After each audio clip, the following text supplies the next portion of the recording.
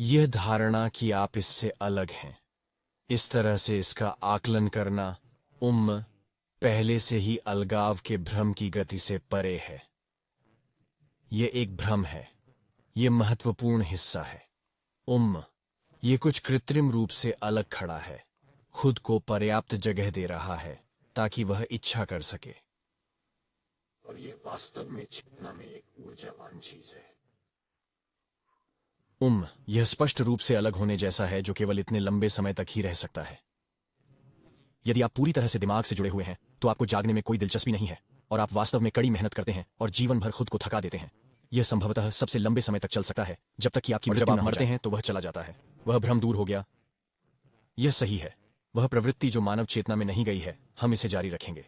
अन्य लोग आपके लिए मशाल लेकर चलेंगे, लेकिन मैं इसे काफी हद तक व्यक्त कर रहा हूं। लेकिन यह एक दुखद मजाक है कि हम खुद को यह विश्वास दिलाकर मूर्ख बना सकते हैं कि हम किसी अनुभव से अलग खड़े हो सकते हैं, जैसे कि हम इसे वांछनीय या अवांछनीय के रूप में आंक सकते हैं। यदि हम इसे वांछनीय मानते हैं तो हमारे पास कार्यक्रमों का एक पूरा सेट है जो शुरू होता है और कहता है, ओह, मैं उस पर वापस कैसे पहुंचूं, या अब वह मेरे पास क्यों नहीं है, अथवा मेरे पास इससे अधिक क्यों नहीं है।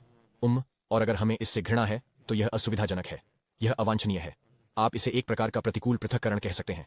फिर हमारे पास प्रोग्रामों का एक पूरा सेट होता है जो चलता है, मेरे साथ गलत क्या है, ऐसा दोबारा ना हो इसके लिए मैं कौन सी दवा ले सकता हूं, मैं यह कैसे सुनिश्चित कर सकता हूं कि ऐसा अब और ना हो, मैं उन स्थितियों से कैसे बच सकता हूं जिनमें ऐसा होता है। तो फिर हम अपने अनुभव में बहुत संकुचित हो जाते हैं। हमारा एक प्रकार का आराम क्षेत्र छोटा हो जाता है।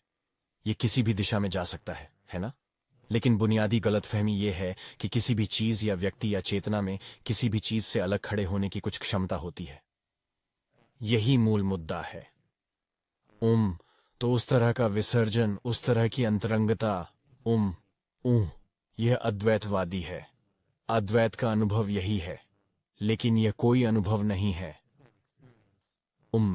अंततः यह एक एहसास है जो घटित होता है, और जब ऐसा होता है तो अलग खड़े रहने की क्षमता नहीं रह जाती है।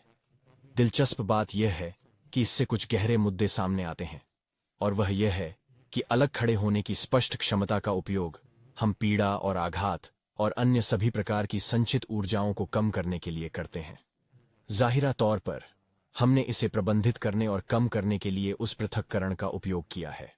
अब यह भी सच नहीं है, क्योंकि आप किसी भी चीज को केवल शून्य होकर प्रबंधित या कम नहीं कर सकते वास्तव में, लेकिन आप स्पष्ट रूप से इस जगह पर इस आंतरिक दुनिया में प्रकट हो सकते हैं कि जब तक आप इसमें ऊर्जा डालते रहेंगे और अपने आप को उसी भ्रम के बारे में आश्वस्त करते रहेंगे, यह किसी तरह फैलता रहेगा। यह बहुत अजीब बात है, लेकिन ऐसा करके हम वास्तव में दूसरों पर पड़ने वाले प्रभावों से खुद को दूर कर लेते हैं। यह अज्ञानता, लालच और बाकी सब कुछ है ना? और यहां तक कि हमारे खुद पर पड़ने वाले प्रभाव भी, है ना? और यदि एक ही समय में पर्याप्त विभाजन, पर्याप्त भावनात्मक दमन और पर्याप्त मन की पहचान हो, तो हम इतने विभाजित हो सकते हैं कि हम अपनी खुशी को पूरी तरह से भ्रष्ट कर सकते हैं। हम अंतहीन रूप से स्वयं तोड़फोड़ कर सकते हैं, और फिर हम आंतरिक और बाहरी तौर पर भी विनाशकारी बन सकते हैं, और वास्तव में बहुत काफी विनाशकारी।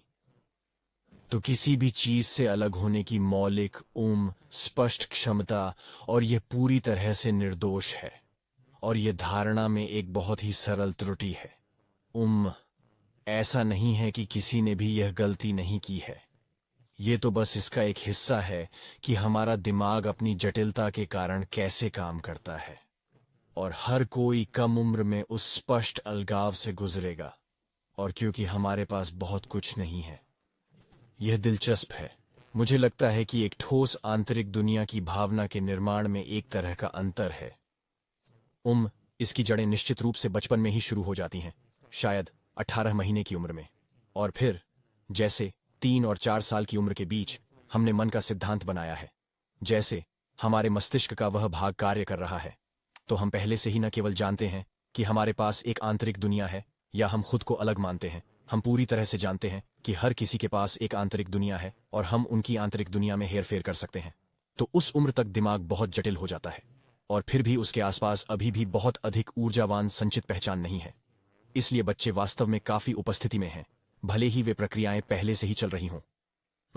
लेकिन मैं ऐसा इसलिए कह रहा हूं क्योंकि आप देख सकते हैं कि वास्तव में आराम पाने से पहले इसे कितनी गहराई तक जाना होगा।